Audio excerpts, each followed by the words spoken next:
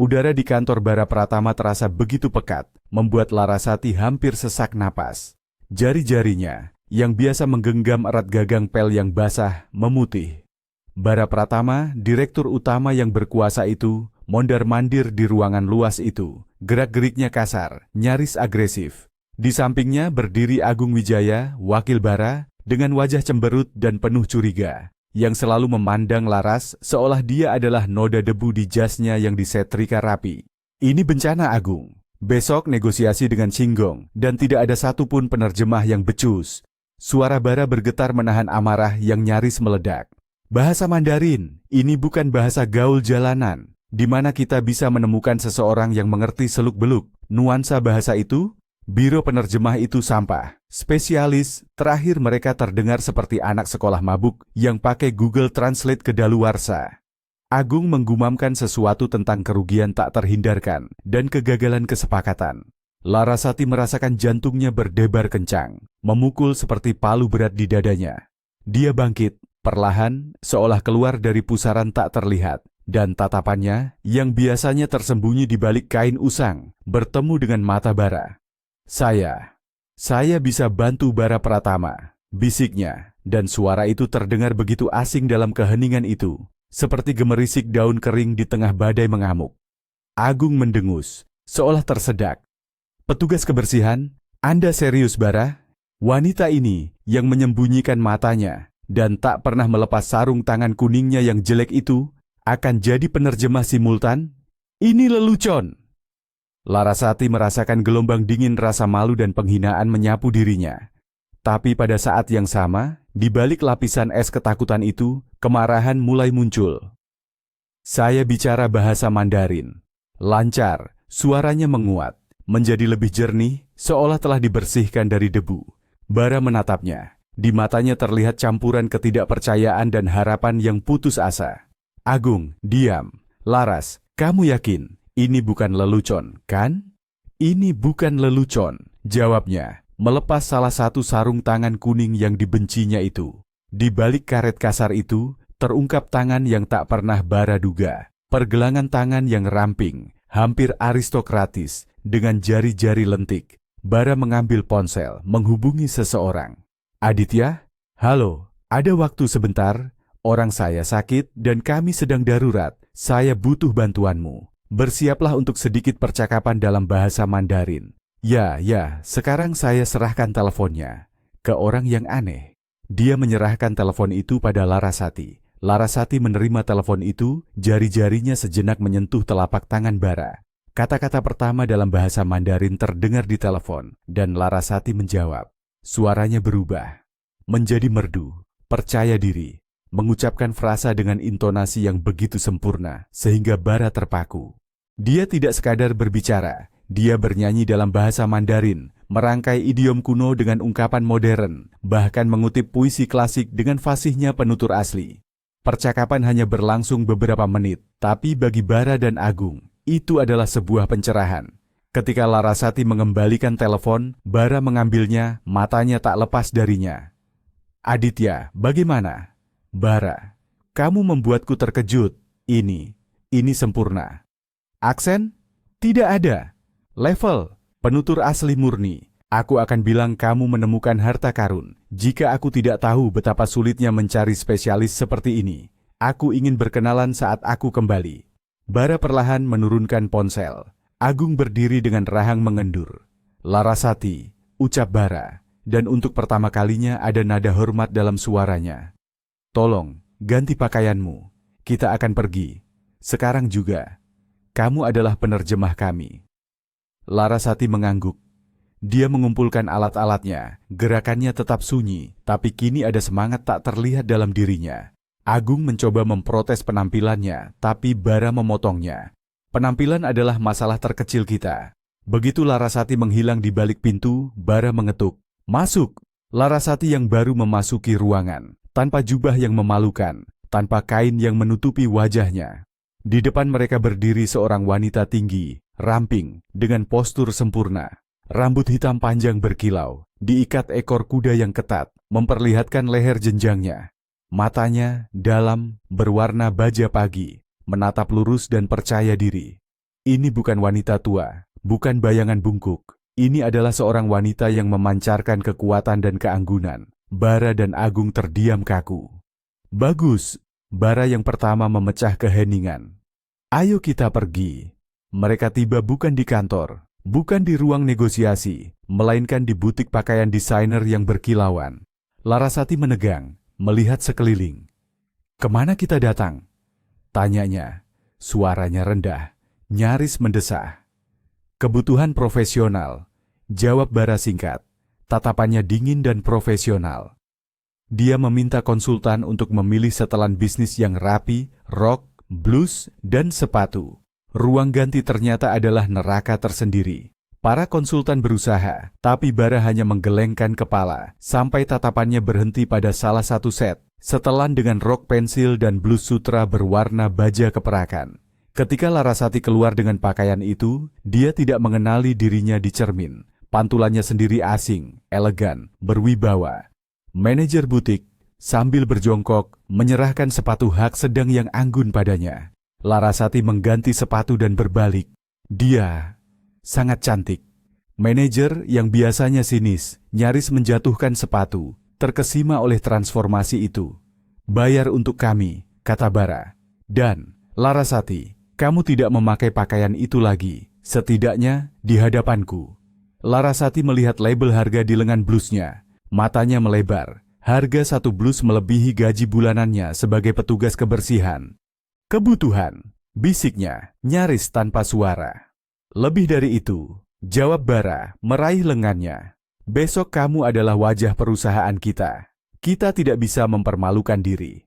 Negosiasi berjalan cemerlang. Larasati bukan sekadar penerjemah. Dia adalah seorang diplomat. Intonasinya yang halus melancarkan sudut-sudut tajam. Pemahamannya tentang budaya membuka perspektif baru. Kesepakatan berhasil dicapai. Segera setelah itu, Bara menawarkan posisi baru kepada Larasati. Tapi ketika sampai pada proses administrasi, dia tampak gelisah. Saya tidak punya dokumen, harus diurus kembali. Bukan masalah, saya akan perintahkan kepala keamanan untuk mengurus ini. Kita akan percepat prosesnya. Bara mengangguk ke arah Komandan Satria yang duduk di sudut, tak lepas mengawasi Larasati dengan tatapan tajam. Tidak perlu. Bintik merah muncul di pipinya. Saya sendiri. Saya akan urus sendiri. Ketegangan menggantung di udara. Kinerjanya yang sempurna berbanding terbalik dengan kepanikannya soal dokumen. Bara dan Agung saling pandang. Komandan, awasi dia, bisik Bara. Ada sesuatu yang tidak beres. 2 hari kemudian, Komandan Satria masuk ke kantor Bara. Wajahnya yang biasanya tenang penuh dengan kegembiraan tersembunyi. Bara, saya menemukan sesuatu, dan ini bukan sekadar menarik. Ini mengejutkan. Dia menyerahkan sebuah map. Bara membaca sekilas baris-baris pertama profil itu dan bersiul. Begitu ternyata. Sudah berapa lama dia bersembunyi? Dan kenapa? Dia menekan tombol intercom. Svetlana, panggil Larasati. Segera. Semuanya berawal 2 tahun lalu, ketika Larasati menguburkan ayahnya. Ayahnya, Yulianto Hadi, adalah seorang Taipan yang sangat berpengaruh. Orang-orang berbisik bahwa apapun yang disentuhnya akan berubah menjadi emas. Tapi bahkan semua harta di dunia tak bisa menyelamatkan istrinya, Kirana, wanita yang cantik, nyaris tak duniawi. Mereka adalah pasangan sempurna, tinggi, bermata terang, seolah turun dari surga. Yulianto hidup dan bernapas demi Kirana. Dia siap menghamburkan semua berlian di planet ini di kakinya, tapi dia hanya bermimpi tentang seorang anak. Bertahun-tahun upaya tanpa hasil, ratusan konsultasi, prosedur IVF yang menyakitkan yang berakhir dengan tangisan. Ini bukan embrio, ini anak kandungku, milikku dan Yulianto. Teriaknya, meringkuk dalam kesedihan. Akhirnya, di sebuah klinik Swiss, keajaiban terjadi. Kirana hamil 4 bulan, tapi tubuhnya, yang melemah akibat suntikan hormon, menyerah. Pingsan, kelelahan. Lalu, seperti sambaran petir di tengah hari bolong, penyakit darah yang tak tersembuhkan, dokter bersikeras untuk menghentikan kehamilan dan segera memulai pengobatan. Kirana melarikan diri dari klinik. Yulianto membuat heboh seluruh dunia. Bagaimana kalian bisa kehilangan dia? Apa ini bukan tempat yang ketat keamanannya? Sang dokter membela diri. Dia pergi begitu saja. Kirana kembali sendiri untuk melahirkan dan meninggal. Dia menyewa kamar di rumah seorang wanita tua, Nenek Sumiarti, yang menjadi seperti ibu baginya. Setidaknya saya punya alasan, bisik Kirana saat Yulianto menangis mencium tangannya. Saya tidak hidup sia-sia, akan ada jejak yang saya tinggalkan di dunia. Dia melihat Larasati yang baru lahir, dinamai seperti ibunya, tapi dia tidak merasakan apapun selain kehancuran. Makhluk kecil yang keriput itu seolah telah mengambil segalanya darinya. Kirana memudar seperti lilin yang padam. Yulianto mati bersamanya. Dia berpikir untuk bunuh diri, tapi Larasati kecil yang dipercayakan pada Nenek Sumiarti yang menjadi pengasuh mereka berdua, perlahan-lahan mengembalikannya pada kehidupan. Dia terkejut menemukan bahwa putrinya, salinan persis Kirana. Nenek Sumiarti bersukacita, membisikkan doa-doa pengusir bala. Kamu sudah sadar, nak. Syukurlah. Setidaknya gadis ini punya ayah, meskipun ibunya sudah tiada. Yulianto sangat mencintai Larasati, melimpahkan seluruh cintanya yang tak tersalurkan padanya. Gadis itu tumbuh menjadi penyayang, patuh, seperti anak kucing yang manja pada ayahnya. Dia tidak pernah kekurangan apapun. Tidak ada wanita lain bagi Yulianto, sampai hari yang menentukan itu tiba. Dia sudah berjanji bertemu dengan Larasati, tapi dia tidak datang. Di negosiasi dengan mitra Spanyol, dia melihatnya. Penerjemah itu, dia, Safira Dewangga. Dia memiliki kemiripan luar biasa, gerakan yang sama, tatapan yang sama seperti Kirana. Untuk pertama kalinya setelah bertahun-tahun, Yulianto melupakan segalanya. Dia tinggal di kamar wanita ini, jatuh cinta seperti anak muda. Dia merasa Kirananya telah kembali. Dia langsung melamarnya. Pernikahan megah. Safira pindah ke rumah mereka. Oh, nak, kamu akan banyak menangis karena ibu tiri ini. Dan aku juga. Nenek Sumiarti menghela napas, menyisir rambut Larasati. Safira tidak berniat menjadi ibu bagi anak orang lain. Dia punya putra sendiri, Doni, seumuran dengan Larasati. Dia sombong dan egois, sama seperti ibunya. Larasati melupakan hadiah, perjalanan ke pantai bersama ayah, bahkan duduk bersama di malam hari. Yulianto sepenuhnya sibuk dengan istri mudanya, harfiahnya menangkap setiap kata-katanya. Tidak menyadari bahwa Safira ini bukanlah orang yang sama yang dicintainya. Safira meyakinkan Yulianto untuk mengirim Larasati belajar sejauh mungkin ke London. Itu disajikan sebagai perhatian untuk masa depan. Larasati memohon pada ayahnya untuk tidak mengirimnya pergi, tapi dia tidak bergeming. Ayah dan ibumu peduli pada masa depanmu. Saya tidak punya ibu. Ibu saya sudah meninggal. Saya hanya punya ayah, tapi saya juga kehilangannya. Teriak Larasati. Lihat kan. Dia membenciku. Sela Safira memasang wajah sedih dan mengusap air mata palsu. Sudah kubilang, sekeras apapun aku berusaha, aku akan tetap menjadi ibu tiri yang asing dan jahat. Yulianto mencoba meyakinkannya bahwa Doni juga akan pergi belajar. Semuanya berakhir dengan air mata, bahkan Nenek Sumiarti menangis sambil mengemasi koper. 6 tahun jauh dari ayah. Dia mengiriminya uang, memberi selamat, tapi Larasati tidak bisa pulang. Ayahnya bilang itu yang terbaik. Padahal Doni pulang 4 kali setahun. Nenek Sumiarti mencoba menyadarkan Yulianto, tapi dia seolah terhipnotis, terus mengulang bahwa itu yang terbaik untuk putrinya. Gadis ini jadi yatim piatu, ini yang terbaik untuknya.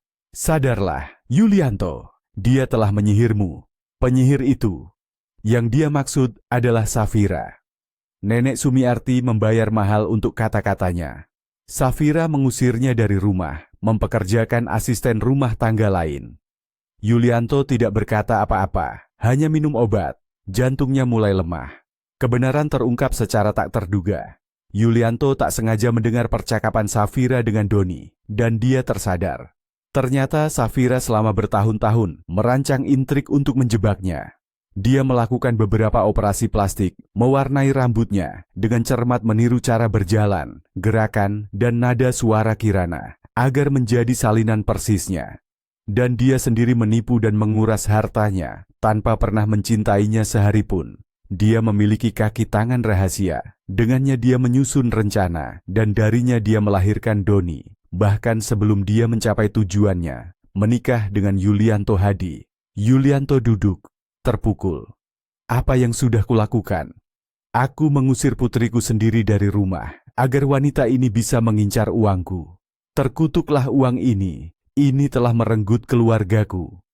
Malam itu, untuk pertama kalinya setelah bertahun-tahun, dia minum sampai mabuk dan dilarikan ke unit kardiologi.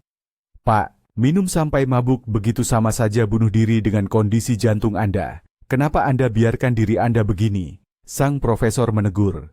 Itu kebodohan saya. Ini tidak akan terulang. Yulianto membela diri. Dia memanggil Komandan Satria ke sisinya, memberinya tugas mengumpulkan profil tentang istrinya. Setelah membacanya, Yulianto nyaris ingin mabuk lagi. Apa yang dia dengar dari istrinya hanyalah puncak gunung es. Safira mencampurkan bahan kimia ke makanannya, lalu mencekokinya dengan obat jantung, agar setelah kematiannya dia bisa mendapatkan semua miliknya. Kontrak pernikahan seharusnya tidak menjadi penghalang. Bodoh, putriku, putriku. Akankah kamu memaafkanku? Dia berencana membawa kembali Larasati dan Nenek Sumiarti, memperbaiki segalanya. Tapi dia tidak sempat. Safira berusaha keras menimbulkan masalah jantung bukan tanpa alasan. Yulianto meninggal, tidak sempat keluar dari rumah sakit. Satu-satunya yang berhasil dia lakukan, menyelesaikan perceraian dan menulis ulang surat wasiat atas nama Larasati, menghapus Safira. Ketika Larasati yang berduka terbang untuk pemakaman ayahnya, Safira bahkan tidak mengizinkannya masuk ke rumahnya sendiri. Ayah meninggalkan segalanya untukku, katanya. Kamu tidak punya urusan lagi di sini. Ini adalah gertakan untuk mematahkan semangat putri tiri itu dan memaksanya menandatangani dokumen. Malam itu di hotel, koper Larasati yang berisi dokumen dan uang dicuri. Lalu seseorang menyusup ke kamarnya dan mencoba mencekiknya. Larasati berhasil melepaskan diri dengan keajaiban, berteriak, dan penyerang itu kabur. Dia meminta diantar ke polisi, tempat dia membuat laporan kehilangan. Safira menjambak rambutnya, mengutuk kebutaannya sendiri. Dia salah perhitungan. Larasati mendapatkan surat keterangan pengganti paspor, menyewa kamar kecil di pinggiran kota, dan menjadi petugas kebersihan di perusahaan bara. Itu, sisanya kalian tahu. Larasati mengakhiri ceritanya. Bara dan Komandan Satria mendengarkannya, mulut ternganga. Anda tahu Larasati, bahwa Anda adalah pewaris sah dari seluruh harta itu. Bara berbalik kepadanya. Larasati bingung. Bagaimana? Tapi ibu tiri saya bilang saya tidak punya apa-apa. Kebohongan lain, potong Komandan Satria.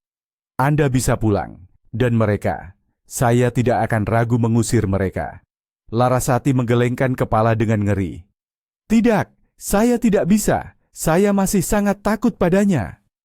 Itu bisa diselesaikan dalam sekejap mata, dan tidak ada yang perlu ditakuti. Bara berdiri. Komandan Satria akan ikut dengan Anda. Sebenarnya, kenapa harus besok? Pergi saja hari ini. Saya izinkan kalian berdua. Selesaikan urusan keluarga.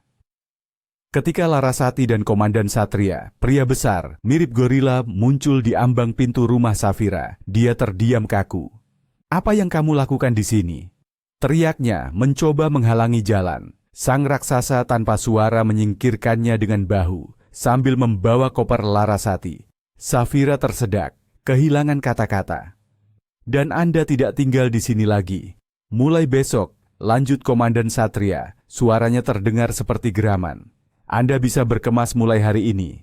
Dari lantai 2, seorang pria dengan jubah satin turun, membanjiri dengan pertanyaan. Siapa ini? Kenapa Larasati datang? Kamu mengundangnya. Siapa pria jangkung ini? Pria jangkung ini, tunangannya, jawab Komandan Satria dengan tenang, tanpa repot-repot memperkenalkan diri. Larasati merona. Dan Larasati tidak perlu diundang. Dia adalah pemiliknya di sini. Malam itu tidak berlalu tanpa insiden. Komandan Satria turun ke garasi, terbangun oleh suara bising. Keluarga itu sibuk mengemasi barang-barang berharga ke dalam mobil. Saya tidak menyarankan. Komandan menggelengkan kepala dengan tenang. Kalau tidak, akan muncul kasus pidana. Ekornya adalah pencurian dalam jumlah besar, dan kepalanya adalah percobaan pembunuhan. Bukankah Anda yang mencekik Larasati di hotel itu? Anda berdua akan senang berlibur di balik jeruji. Dia menyunggingkan senyum bak ular piton. Lutut pria itu gemetar. Saya tidak mencekik, saya hanya mengancam. Tapi saya tidak mengancam. Saya hanya akan memenjarakan kalian berdua untuk waktu yang lama. Lalu Larasati membawa pulang Nenek Sumiarti. Anda tidak perlu bekerja, Nenek. Cukup berada di sisi saya seperti nenek kandung. Oh cucuku, kalau begitu aku bisa mati kebosanan. Aku terbiasa bekerja, seru nenek Sumiarti. Kalau begitu Anda bisa memasakkan pancake dengan sirup maple untukku di pagi hari, jika Anda mau. Larasati tersenyum. Sang pengasuh membungkuk mendekat pada Larasati dan berbisik. Dan Gulliver itu? Apakah dia sekarang menjagumu? Sangat besar, aku sendiri takut padanya. Tapi bersamanya aku tidak takut pada siapapun, apapun di dunia ini. Larasati tersenyum. Syukurlah, kalau begitu aku juga lega tentangmu. Nenek Sumiarti mengusap matanya dengan celemek. Ah, sebaiknya aku buatkan pancake untuk kalian sungguh. Dia melangkah dengan cekatan ke dapur untuk menjamu cucu kesayangannya dan pelindungnya yang setinggi 2 meter itu. Untuk raksasa seperti itu, perlu dibuatkan lebih banyak pancake.